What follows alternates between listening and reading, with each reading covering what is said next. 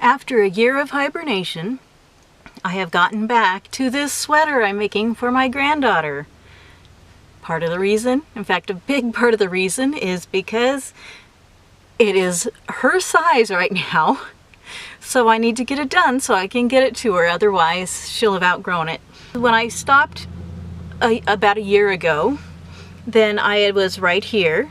So over the last less than a week, I've come down. I didn't have enough brown. The brown was giving me allergy problems anyway.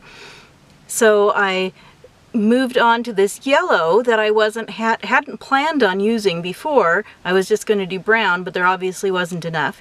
So I went to this yellow and then transitioned back down to doing the brown ribbing through similar to up here.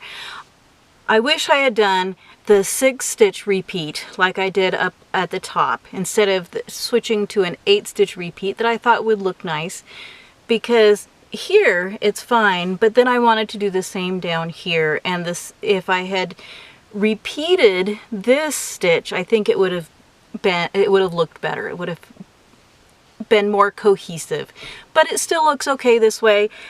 What I've done so far is just thread some yarn up through the center of the steek panel. I have a purl row and then 6 knit rows and a purl row to distinguish the steek panel. And I left the last little bit so I could show you just what I was doing, because it was kind of fiddly at first and I wanted to show you what I did to make it so it worked better.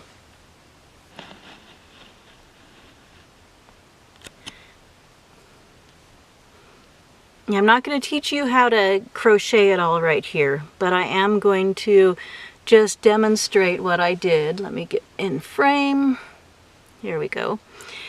And what I found the best way to do it is to, since I wanted to have 2 little ridges, I guess you'd kind of, 1 stitch basically in between, I'm picking up the next stitch, each stitch with the crochet hook. So I'm doing both 1 and, let me get that out of the way, and 2. So I picked up both edges of the V and do a single crochet, and I just did that all the way up.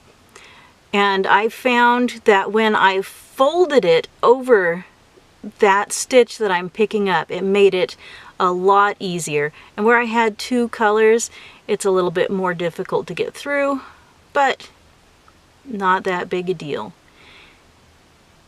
I did find that when I was doing the brown, I made a lot of mistakes. I kept scooting over and not picking up the right legs. And so I had to pull out and stuff. And I had planned on doing this with this salmon-y color, but I found that with the yarns I was using are very fluffy, and that just made it really hard to do this. And then when I got at the beginning and at the end, I'm going ahead and just doing a slip stitch over the edge just to give it that extra little grab.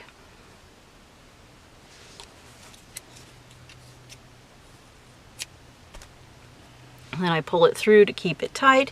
This will be on the inside. I thought the gray looked okay with everything, and since it's on the inside, it'll be folded over like this after I pick up these purl bumps while doing the button band.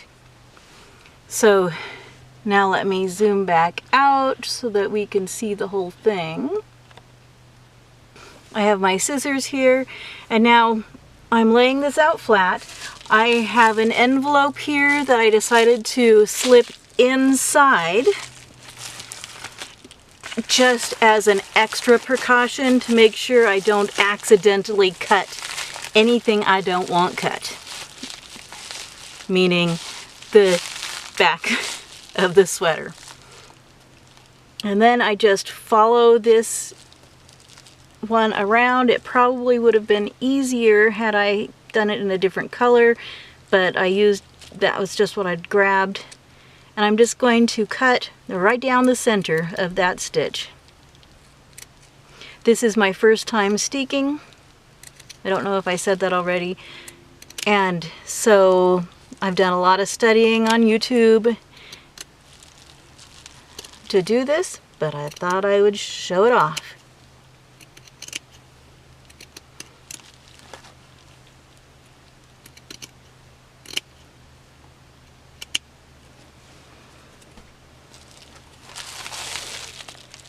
So here it is steeked, and now this yarn is really quite secure. And so it is acrylic yarn, and so you'd think it would be slippery, but because it has all the fluff, it seems to be just fine. I'll be picking up this purl bump, as I said, and then that will cause the purl bump is there to help it, and it will fold back over, and I will just do a quick stitch to sew this down to the inside of the sweater. And I will show you how that turned out later on. If you want to see my floats, now they're super easy to see. As you see, I already picked up for the one sleeve, and I just, in order to get this out of the way while steeking, I just kind of folded it and shoved it inside. So that is chopping up my sweater.